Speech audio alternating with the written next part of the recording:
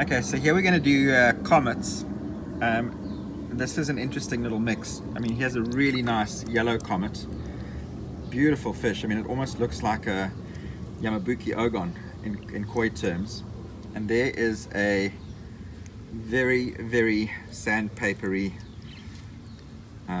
comet. This whole fish is rough, rough, rough. I mean, it's definitely ready for breeding. So the first thing you do, you put some malt into the water, so you squeeze lightly.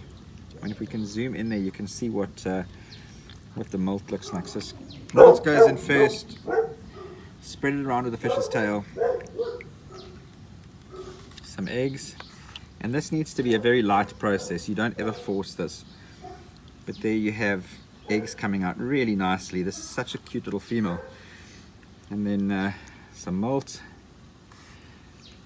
Now, I don't know if these two would have bred naturally in my pond. I mean, it's a very big male, very smallish female. And she definitely would have spawned because she's being chased by other fish.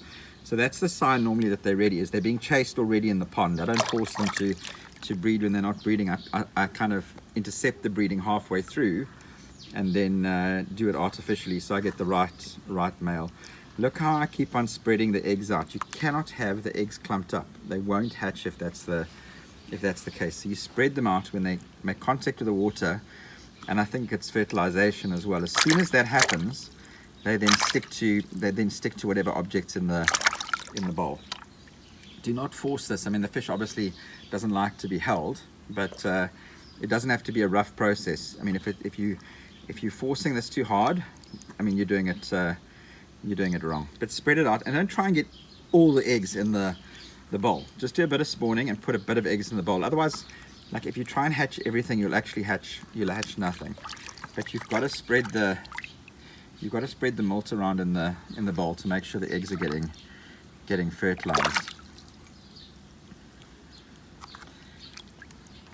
But I mean, what a nice little female and such a nice male to be using together. I don't know what this is going to produce. I mean, look, there are comets, so I would say stick to the same varieties. Color-wise, I don't know where this is going to end up.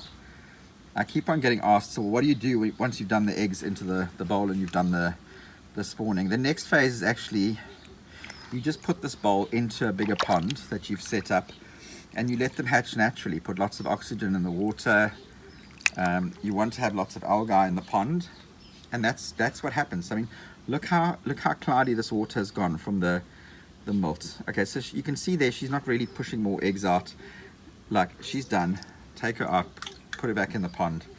The male is done. I swirl the water around a bit. All the eggs you can see are stuck to the bottom of the bowl, and then off we go.